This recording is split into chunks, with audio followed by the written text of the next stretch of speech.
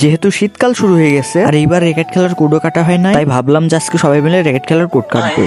চোখের আয়না তো আমারই মন, নতুন সাজে আমি তো হ্যালো এভরিওয়ান, সবাই কেমন আছে? তো আমাদের এদিকে কিছুদিন যাবত ভালো শীত পড়ছে আর র্যাকেট খেলার কোড অনেকদিন ধরে কাটবো করে কাটা হয় না, তাই সকাল থেকে সবাই প্ল্যান করে যে আজকে কোড কাটবো। আর আজকে দিনটিও ছিল শুক্রবার, সবার ছুটির দিন। আর আমরা তো কয়েকজন কিছুদিন যাবত ব্যস্ত আছি, কারণ আমাদের টেস্ট এক্সাম চলছে, তাই অন্যদের সময় থাকলেও আমাদের তেমন সময় পাই না। সবার প্রথম আমরা সকালে এক জায়গায় হয়ে নিচ্ছি, আর কিছুক্ষণের ভিতর সবাই চলে আসলে আমরা বেরিয়ে পড়ি, কারণ তাড়াতাড়ি করে কোডের মাপ নিয়ে নামাজ পড়তে যেতে হবে, কারণ আজকের দিনটি ছিল শুক্রবার। আর অন্য দিনের নামাজ বাদ পড়লেও আমরা শুক্রবারের নামাজ ঠিক মতো পড়ারই চেষ্টা করি। সবাই বলে যে শুক্রবারের দিন আসলে ভালো দিন, কিন্তু আমাদের সাথে যে খারাপ হবে এটা ভাবতে পারি না। ভিডিওটা শেষ পর্যন্ত দেখলেই বুঝতে পারবে। তো আমরা সবাই একত্রিত হয়ে কোড কাটার যে জিনিসগুলো লাগে ওইগুলো সবার বাড়ি থেকে আনছি, ফিতা, তারপরে হচ্ছে হাইসি, তারপরে আরো অন্যান্য যেগুলো আছে সবগুলোই আনাচ্ছি, যেন আমাদের ওখান থেকে আবার ঘুরে না আসতে হয়। আর কোড কাটা শুরু না হতেই আর কি শুরু হয়ে গেছে, কেক আর কি ধরে টানাটানি করছে ঠিক নাই, আর লম্বা ওইটা দিয়ে তো তার হচ্ছে ছিঁড়ে দিচ্ছে, যে জোরে টান দিচ্ছে আর একটু হলে নুঙ্গি ছিঁড়ে যেত।